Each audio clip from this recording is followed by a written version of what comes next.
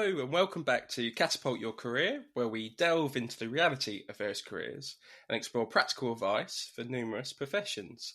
And on this particular episode, we are switching it up a little bit. We're talking about a world that's perhaps not very known to me personally and might not be to yourself. And I have none other than Hasan Kubba, who's a business and author coach here today, to kind of share some of his background and experience. So firstly, thank you so much for coming on the podcast, Hasan. My pleasure, Michael. Thanks for having me.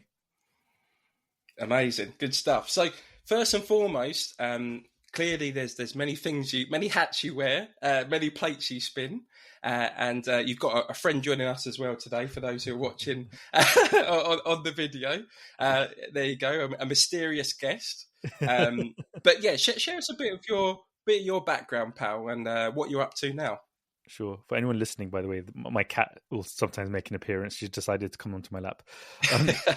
So just to resolve the mystery there. So my name is Hasan Kubba. I am the co-author of The Unfair Advantage, a self-development and business book that has gone viral on YouTube and has done quite well and has hit sort of a nerve with the reader. A nerve sounds negative, as in hit the mark.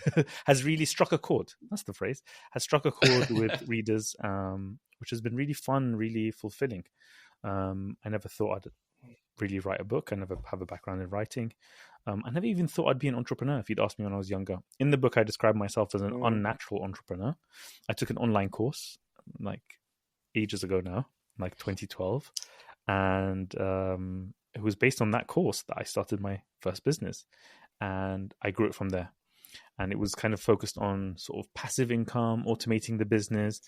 And everyone told me that's a scam, that's not going to work. But actually it did. It was hard work though. It's not passive income straight away. It's really hard work for a couple of years. And then it actually did reach a point where it was running itself and I got to travel around Southeast Asia and start investing in things and things like that, and got to learn about the tech startup world, which led on to me writing the book, because the book is kind of about how to succeed in business and startups, but also applies to success in general.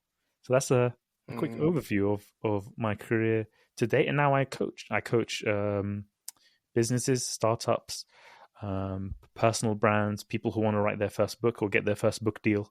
Those are the areas that I coach in. Amazing. Thank you for sharing your background, Hasan. And it's interesting. It'd be nice to kind of piece out a little bit more about that journey that led you to, I suppose, create The Unfair Advantage and co-found it with your colleague. Because that's actually, funny enough, I read your book some time ago. I have to check Goodreads to check the date I first read it. But then I came across yourself more recently, the last couple of months, around a workshop you did that was kind of centered around the key principles of The Unfair Advantage. But yeah, what would you say, I suppose, really led you to creating that journey with your co-founder and ultimately being where we are today in terms of creating that first book of yours? Yeah, so Ash, Ali, and I wrote the book together based on our experience, particularly based on our experience in getting pitched by a lot of startup founders, sort of a Dragon's Den style pitching. We're dabbling in a bit of angel investing at the time.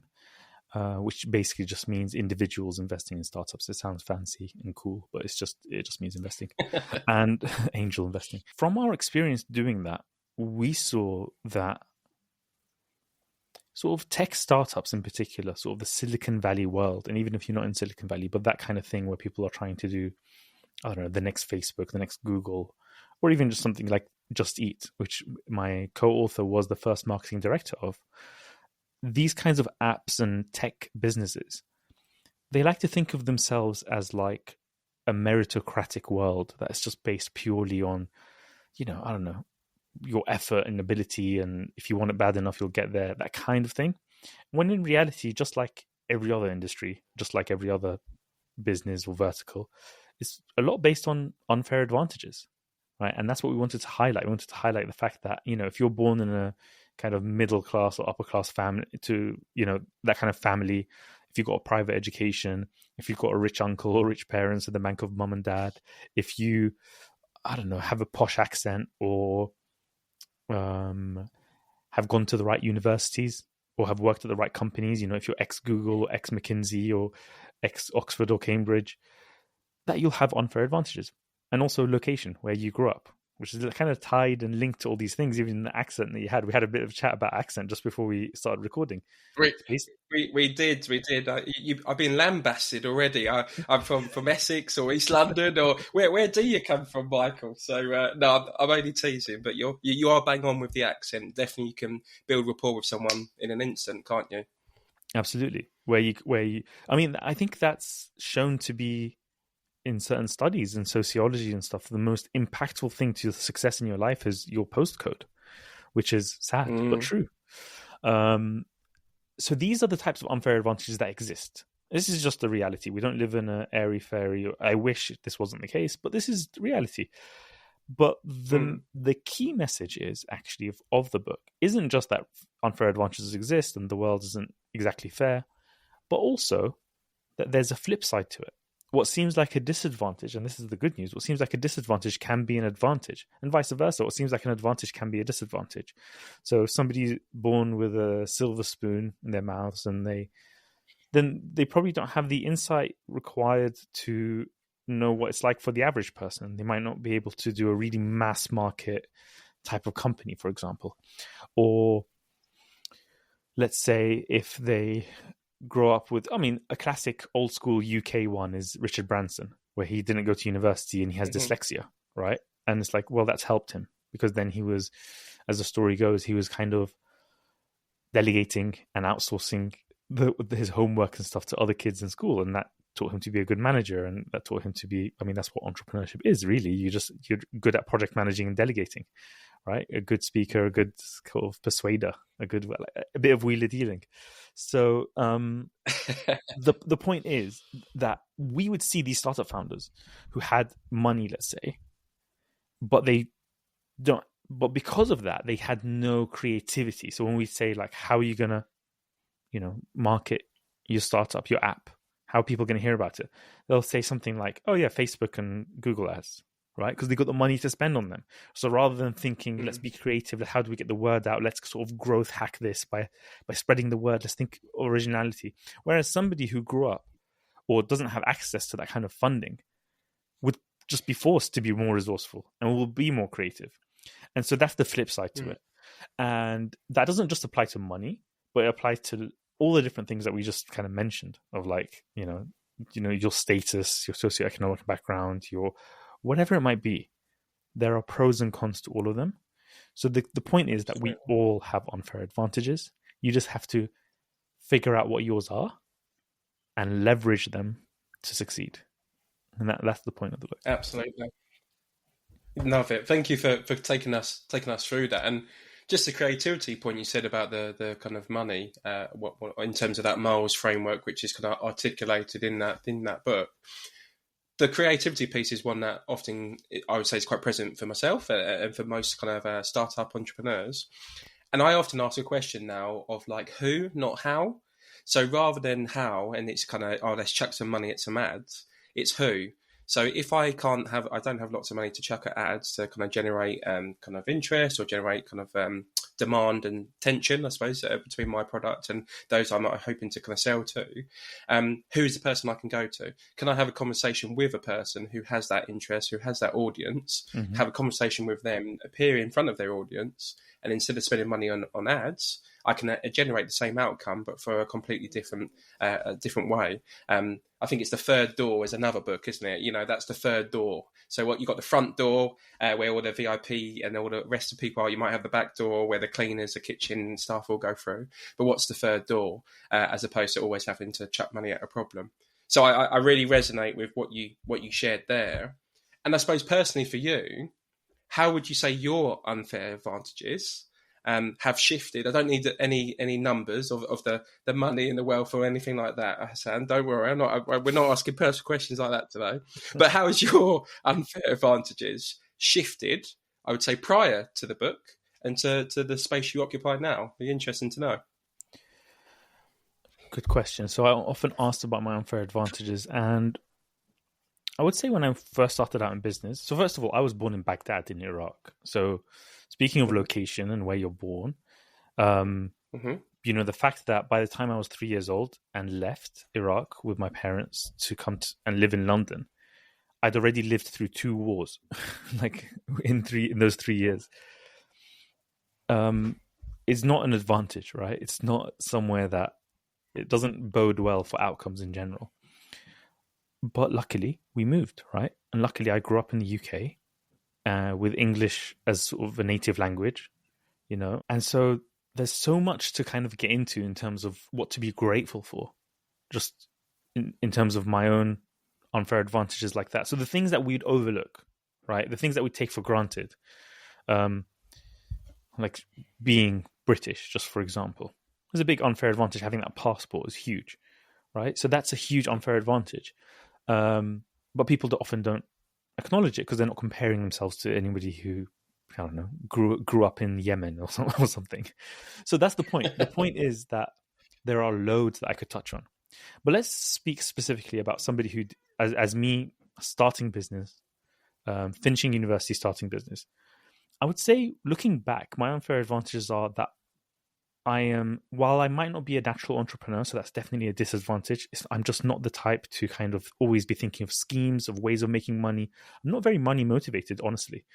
But what did help me is that I'm always been very curious and been like a kind of a lifelong learner. So that's kind of a mindset that was a bit innate in me. I think I've always had it in me. So it's something you can definitely develop. Somebody can kind of work on themselves. And the fact that if you're even listening to this podcast means that you have that growth mindset and you want to do constant learning, right? But I think that's what made me take the risk by taking an online course. What else helped me as an unfair advantage is my ability to build trust.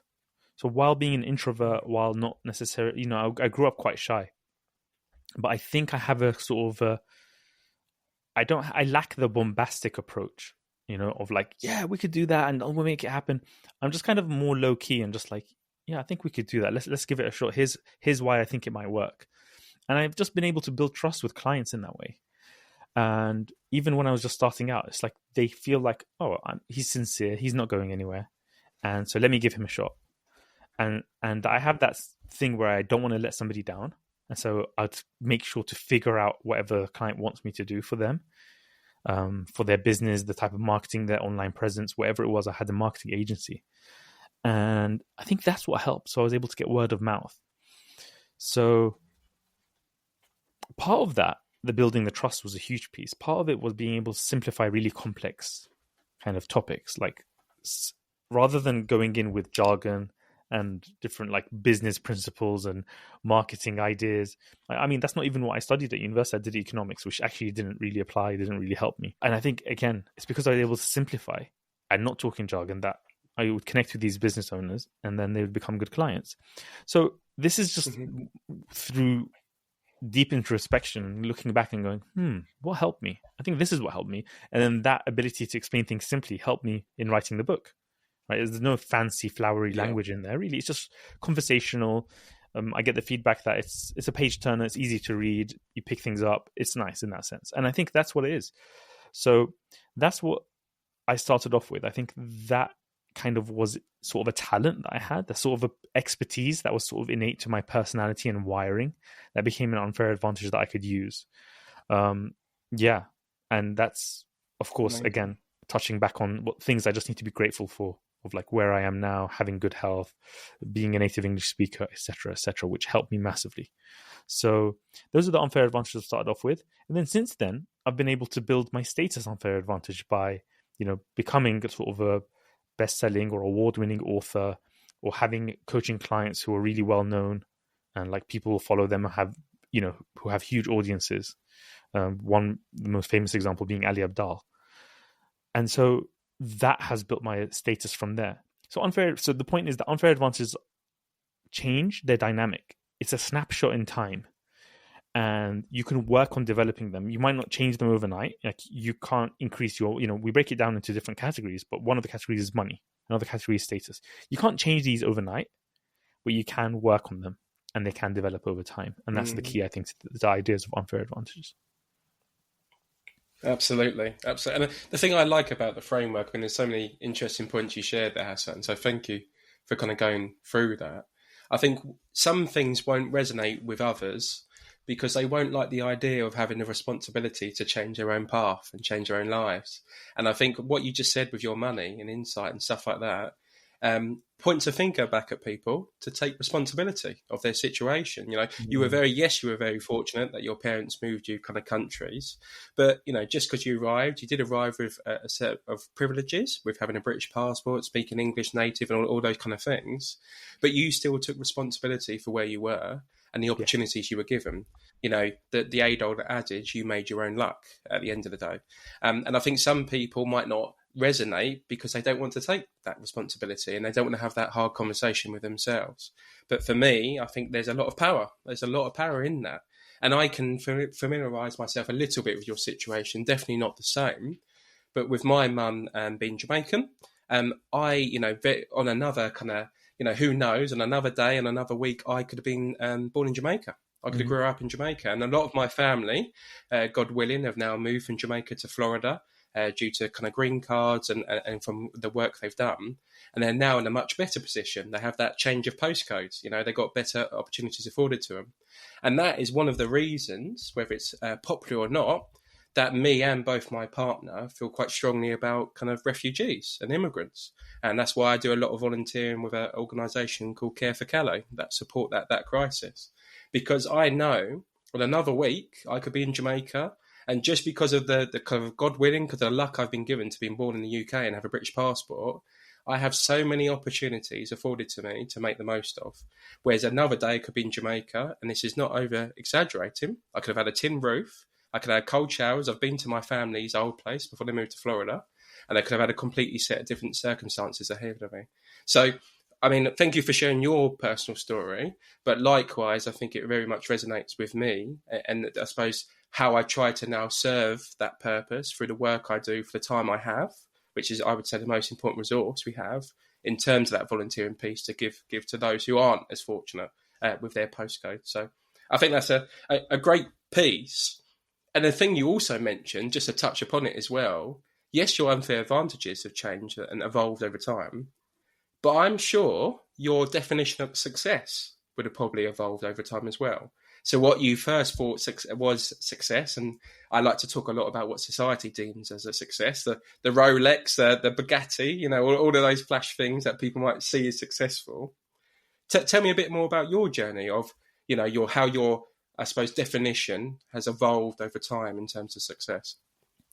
Yeah, that's a good point. It definitely does change. Because for me, when I was younger, when I was just starting out in business and just graduating university and thinking on that lines, for me, success became all about freedom. So that was kind of my mantra. So the reason I didn't get a job in the city, or I didn't try to, I didn't really...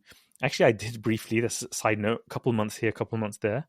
But that was actually specifically to learn sales skills so that I could then launch my business, because I had so much fear and perfectionism and procrastination with it. But before that, what made me not go for it as a proper career is that I just felt that making a lot of money, but then not having the freedom to spend my time how I want to spend it, didn't appeal to me. I think I was inspired by like films like Fight Club and Office Space. These are films that are kind of late 90s, early 2000s. I think both of them are like 99, actually, funnily enough. But there was something in the zeitgeist as I was... I mean, I don't think I watched them when they first came out, right? So and then there was The Matrix as well. So there was something happening around the turn of the millennium where it was like in the zeitgeist to be like, working in a cubicle for the rest of your life is lame. What's the purpose? You're in a big faceless organization, big company. And I think that influenced me. So my definition of success was all about freedom. It was all about how I could spend my time how I like, that I'm not living 5 for 2, meaning 5 weekdays, which I don't like, just for the 2 days of weekend, which I do like. It's just not a good trade. And basically that was sort of what was in my mind.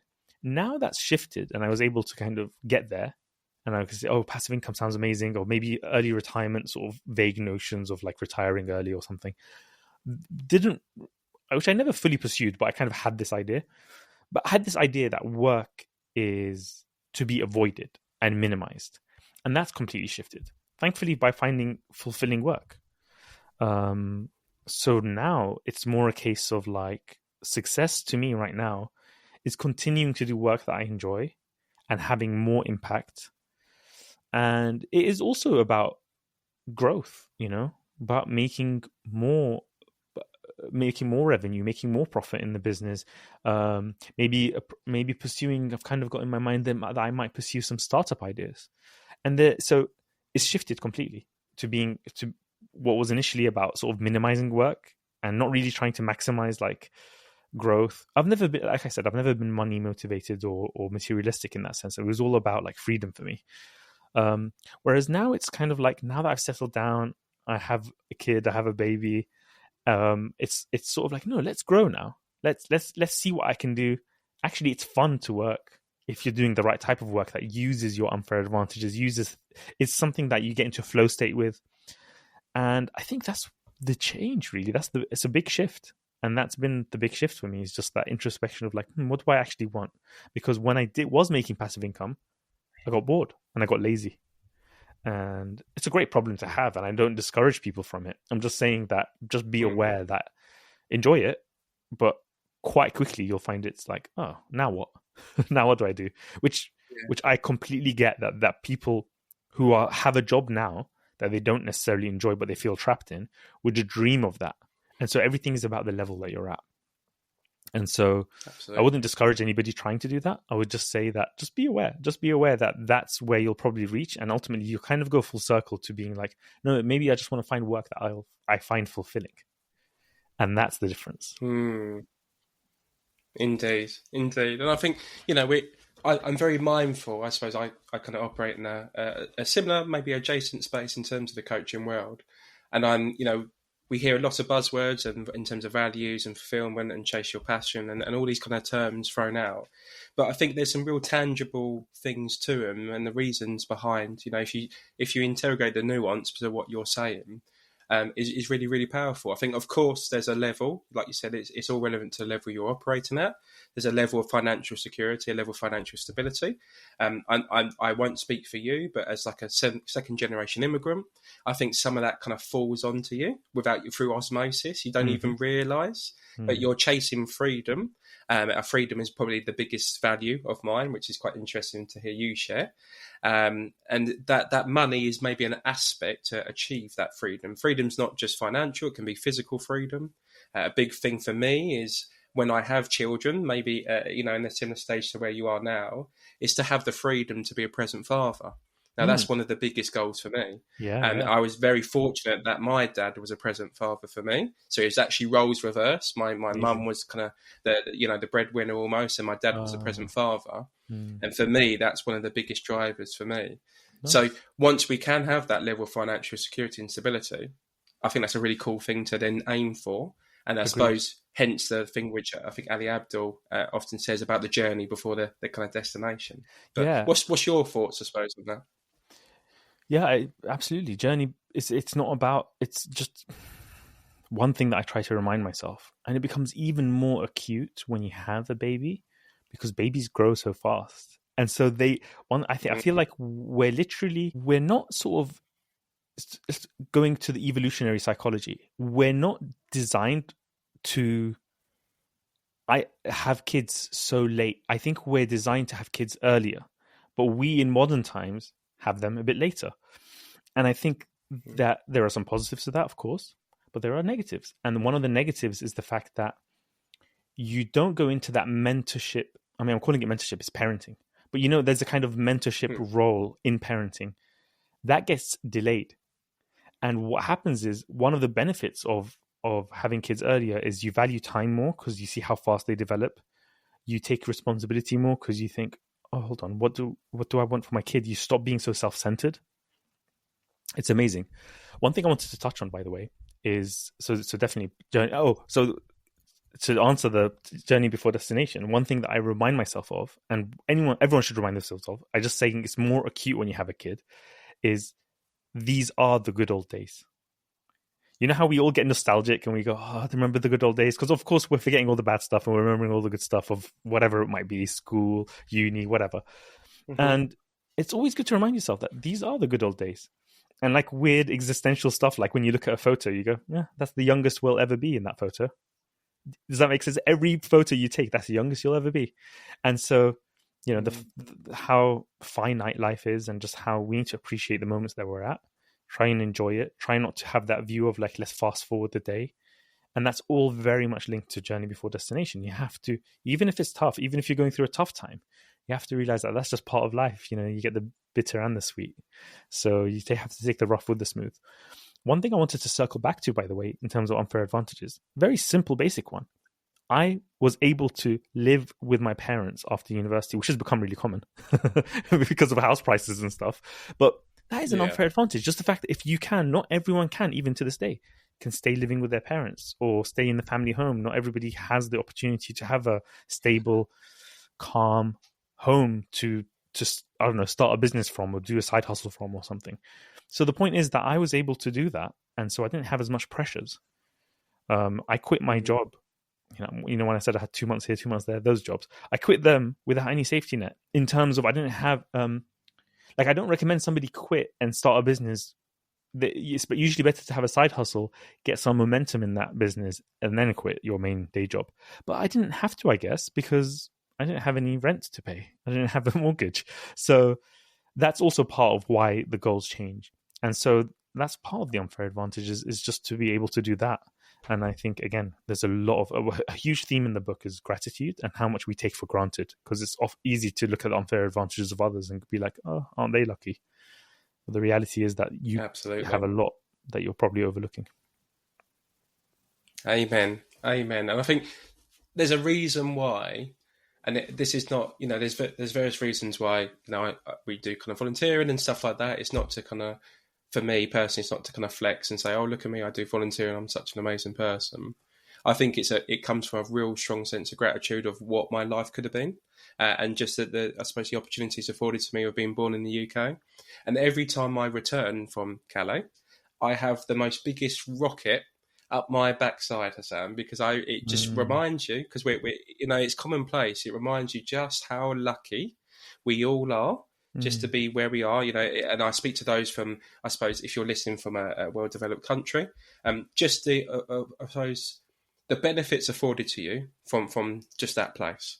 And we often kind of look past that. We often look externally, whether it's social media or others, to see, you know, crave things that potentially we don't even want ourselves, and we're not necessarily happy in ourselves. So we crave other people's goals, other people's dreams. There's quite an interesting, I suppose, phrase around how many people are you making a billionaire? If you look at what you're wearing, what you're using, whether it's kind of clothes, whether it's makeup, whatever it is, how many people are you making a billionaire?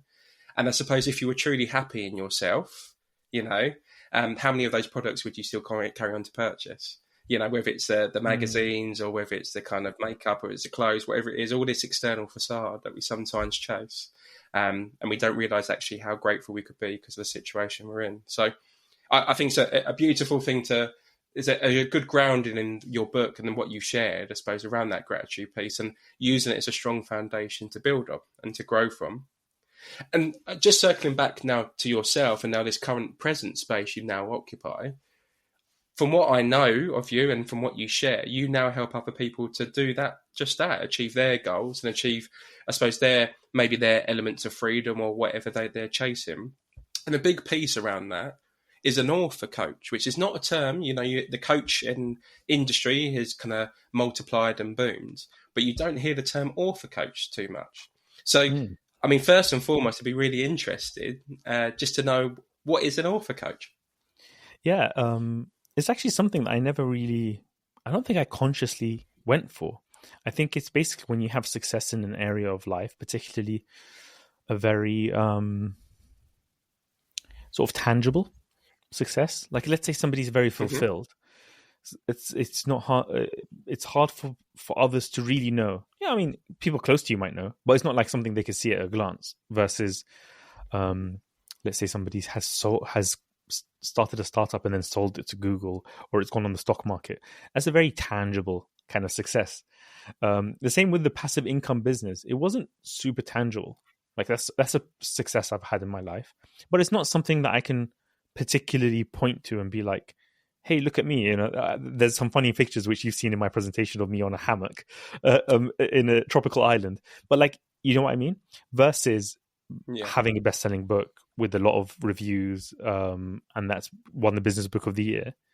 And so I'm mentioning all this to say that often the thing that you end up coaching or helping people on often is the meta thing.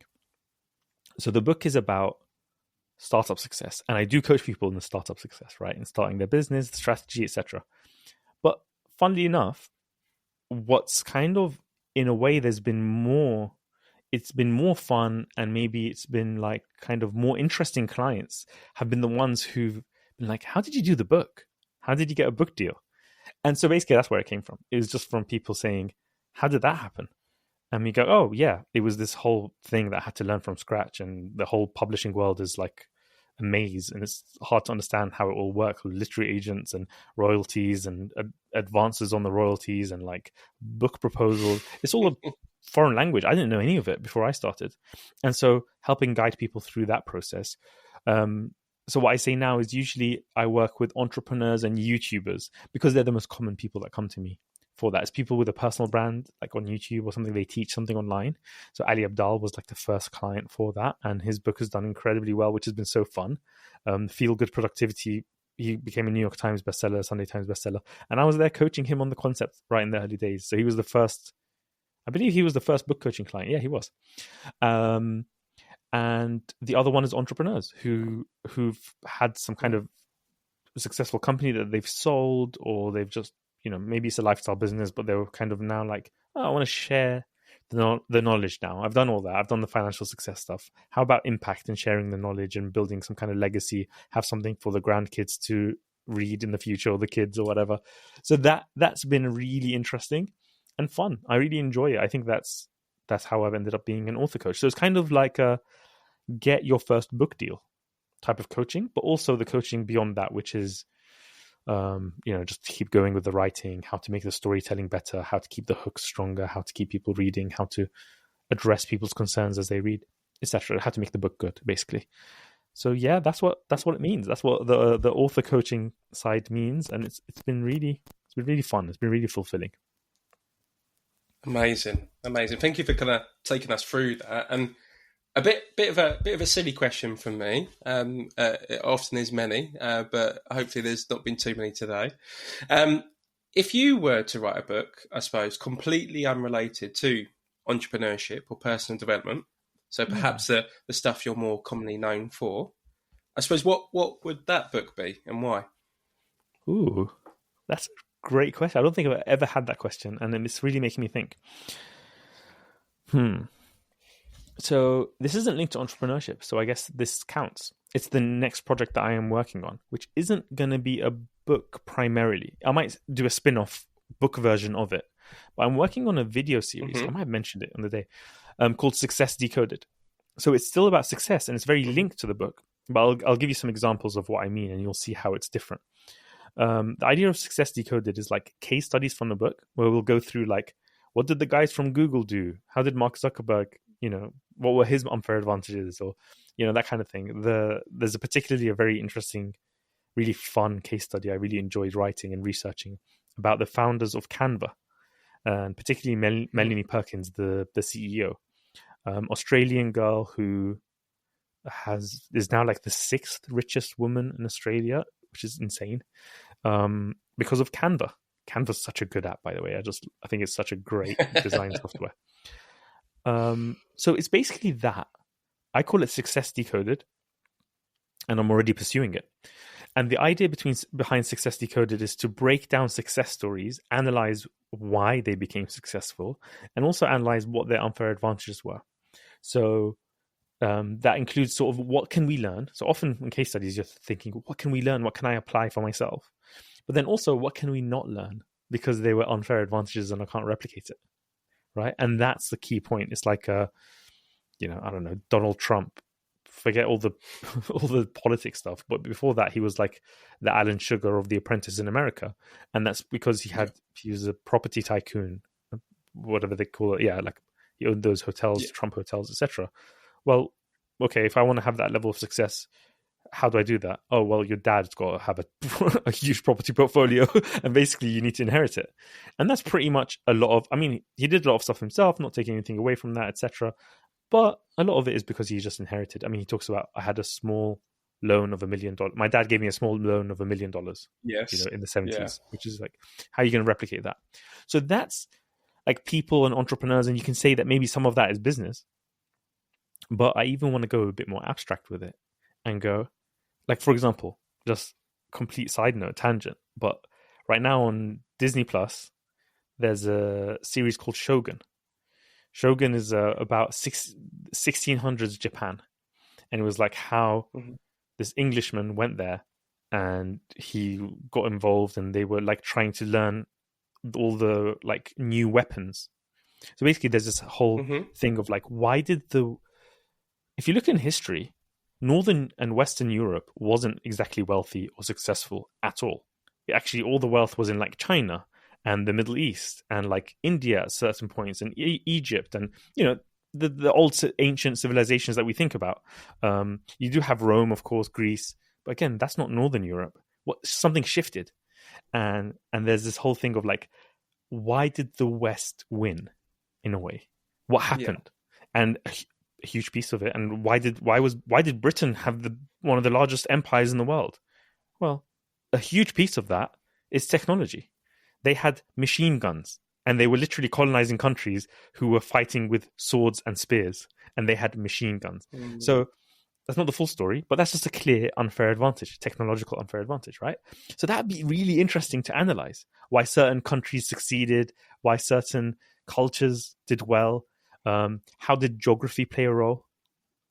These are geographies and unfair advantage. So it's basically applying the concept, but to like more abstract things like countries or civilizations or in history, or even just like something like, what was Alexander the Great's unfair advantage? So that's the kind of fun stuff that I just enjoy. That's completely outside of entrepreneurship and business. Amazing. And you can see how that curiosity is something that I often talk about. I think consistency and curiosity is incredibly powerful. If you can be curious and take consistent action for 5-10 years, whatever your version of success is, you'll be much more likely to achieve it. But that's not sexy, and it most definitely doesn't sell. And just with that technology piece, you mentioned a rise in technology and how the West won. I suppose as we start to kind of pull our episode to a close, what one question I'm very interested in your thoughts is how you see technology, and in particular artificial intelligence.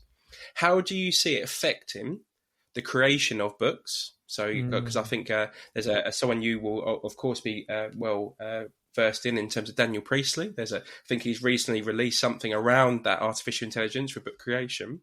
How would you see AI interacting not just with books but also coaching going forward? Yeah, that's a really good question. AI is going to help, and it's already helping. And at the same time, and it's going to change things and disrupt things massively. I think the barriers to creating content and publishing and writing is just going to go down and down and down. And therefore, it's going to be more democratized in a way and less democratized in a way. So it's more democratized because some people will have like dyslexia and can't really or ADHD or whatever. I mean, it doesn't have to have a label, but some personality types just can't write books. They just say, I can't focus to write a book. It's just not how their brain works, right? Trust me, even for me, it's hard. It's not easy. Writing is tough. So AI can help with that. Right, so that's one side of it. That's how it's democratizing it. How is it not democratizing it? Well, whoever doesn't learn how to use the AI tools is going to fall behind. Whoever doesn't have access to the AI tools is going to fall behind. And so, in a way, there might be some weird inequality that's created from AI. I think this becomes even more the case once we go down the whole path of like if you just extrapolate out from Neuralink, Elon Musk's, insert a chip into your brain. Yep. That's going to do amazing things. See, the thing is, this stuff is scary and incredible at the same time, like exciting and great, and also scary at the same time.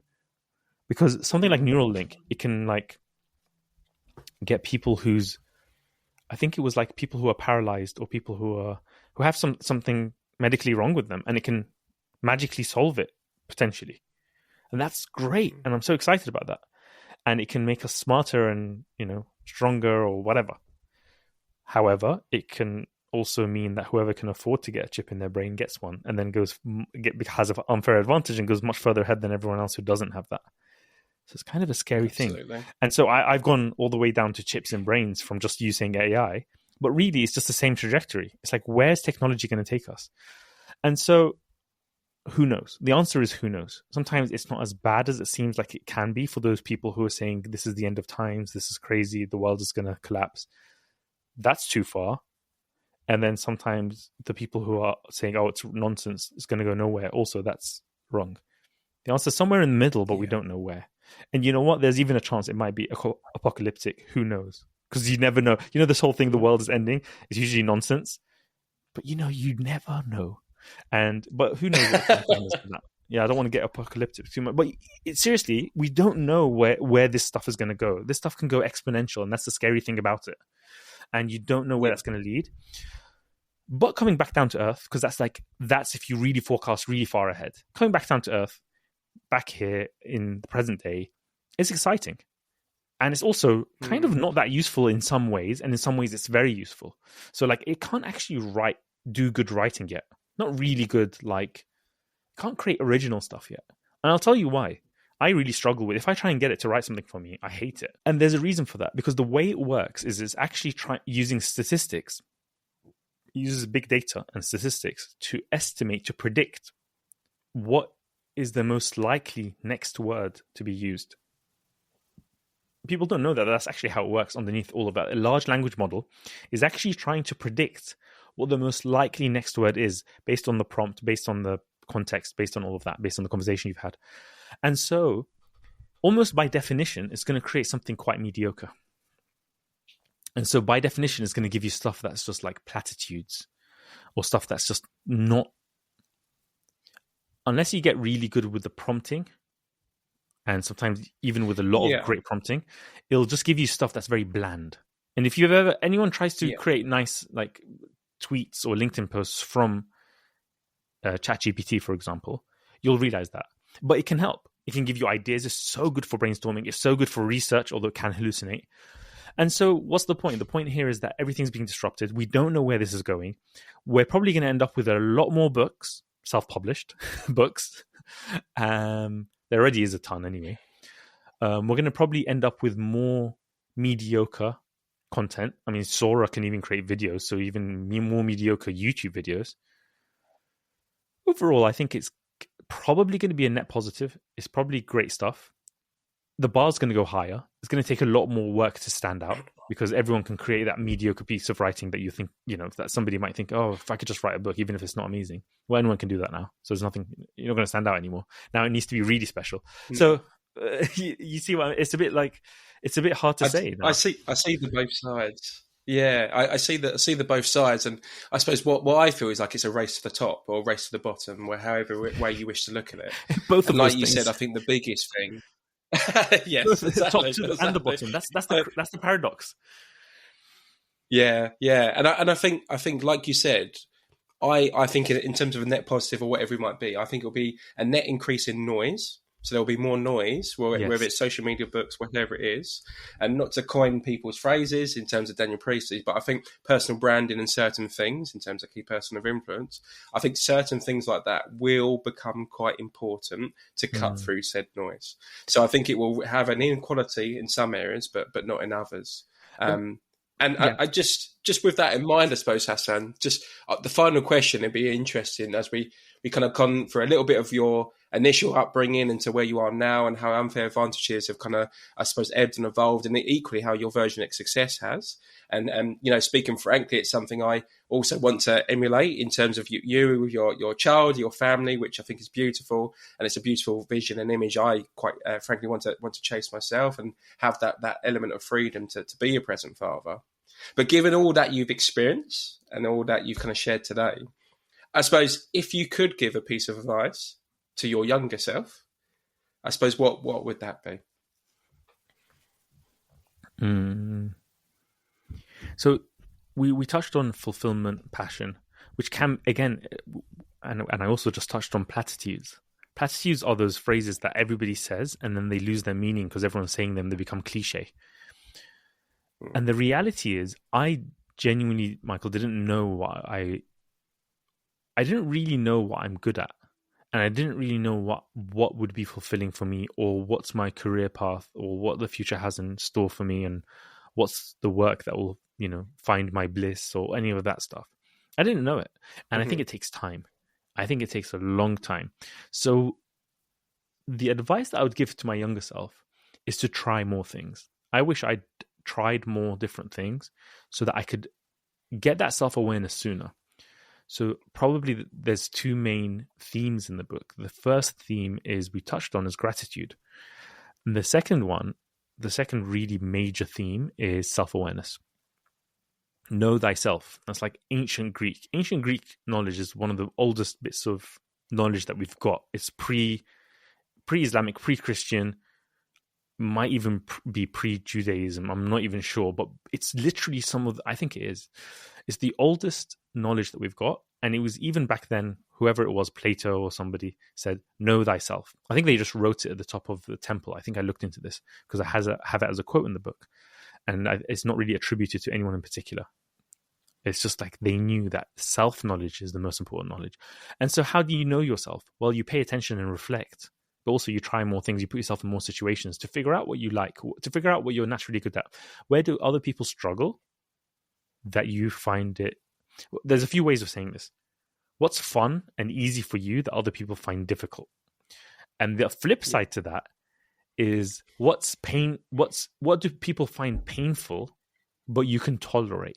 So you don't even need to love it, but you can just tolerate it. You seem to be able to tolerate it better than others. Because guess what? Even when it is a fulfilling career, or even if it is a path that you're passionate about, you're still going to have moments where you have to really tolerate it. It's not going to all be fun. No way. No way is it all going to be fun. There's stress. There's even if you design the life that you love, etc., there's still moments. I mean, I love writing and research, but sometimes it makes me want to pull my hair out at the same time. So it's a love-hate thing. But ultimately, I love it, big picture. But those are the challenging moments. So, I think that's the key. I would tell myself to try more things so I can build that self-awareness sooner. Put myself in more situations, get out there more, publish more. It also allows you to get more lucky. The more things, the more you try things, the more likely you are to get lucky. Yeah, for sure. I mean, thank you for sharing that, Hasan. I think I often think about myself, and the one thing, I don't have regrets, but the one thing I would have done is I probably would have worked at a small business, probably around 20 to 30 people. And I would have done that multiple times whilst I had the privilege, like you said, about dropping out of university or dropping out of kind of careers and having your parents. I would have done exactly the same thing. Whilst I had the safety net of my parents, I'd have worked at many small businesses as I could possibly, do every single role from sweeping up, coffee, sales, marketing, everything, and to literally try on all those different hats. And that's made me now arrive to a bit of a mantra that I try my hardest to live by. And I think you shared something recently about a chap running out of a box of safety and running back. I think it was on LinkedIn. So the mantra I often say is become comfortable with the uncomfortable. So the more things, soon as something arises, and I go, you get that little feeling in your stomach, you go, oh, speaking gig, oh no, God no. And you think, oh no, I'm going to have to do it now. And the more and more I have that, I almost giggle to myself, because as soon as I feel something that makes me feel uncomfortable, I know in that instant I have to then do it. Because the more I become comfortable with the uncomfortable, the more I grow and the more things I try. So thank you so much for your time, Hasan. How can people find you if they got amazing, I suppose, insight in terms of what we shared today? What is the best place to follow you going forward? The best thing to do is to go to the unfairacademy.com, which is the website for the book, and take the quiz to find your unfair advantage. And then you'll have a tick box to join the newsletter. I rarely email. So if you do tick that box, you'll get an email maybe once a month, maybe once every 2 weeks. Not even that, honestly. That's like me trying to push myself to do more. So you're not going to get inundated. There's no spam. I don't sell the information. And really, it's just a way to stay in touch. Of course, I'm on all the socials, but I think people would enjoy doing the quiz. You mentioned Daniel Priestley. I use Score App for the quiz, which is a great piece of software that Daniel's created. And it allows you to reflect and get that self-awareness that we spoke about to find your unfair advantages. So take the quiz, figure out what your unfair advantages are. It'll break them down for you in different categories, and it'll really make you think. It'll make you think, wait, where am I strong? So yeah, take the unfair advantage quiz. On the Unfair Academy website, there's a big button there that says take the quiz. And I'm on all the socials as well. So just look me up on the socials. Feel free to DM me if you have any questions. I reply to them all myself. I'm not like hired people to do that for me. So yeah, it would be good to hear from people who listen to this. Amazing. And I'll be sure to, pardon me, include a link in the show notes to where they can access that and take that quiz. I've taken it myself. I'd thoroughly recommend it. And like you said, it might just start that journey to find out a bit more about yourself and your own path. So thank you again, Hasan. Thank you to all those who have listened today. And I will see you all on the next episode of Catapult Your Career.